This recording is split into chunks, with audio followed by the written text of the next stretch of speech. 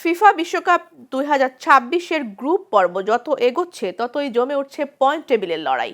নতুন ৪৮ দলের ফরম্যাটে এবার শুধু গ্রুপ চ্যাম্পিয়ন এবং রানার্স আপ নয়, সেরা ৮টি তৃতীয় স্থানধারী দলও জায়গা পাবে রাউন্ড অফ 32 নামের নকআউট পর্বে।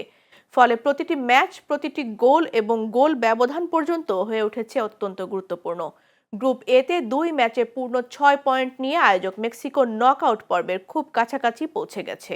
অন্যদিকে দক্ষিণ কোরিয়া দ্বিতীয় স্থানে থাকলেও চেকিয়া ও দক্ষিণ আফ্রিকার সামনে এখন টিকে থাকার কঠিন সমীকরণ।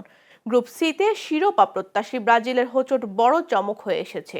এদিকে আর্জেন্টিনা, জার্মানি, ইংল্যান্ড, ফ্রান্স ও যুক্তরাষ্ট্র নিজেদের গ্রুপে শক্ত অবস্থান গড়ে তুলেছে। বিশেষ করে জার্মানির দারুণ প্রত্যাবর্তন এবং যুক্তরাষ্ট্রের আক্রমণাত্মক ফুটবল নজর কাড়ছে সমর্থকদের।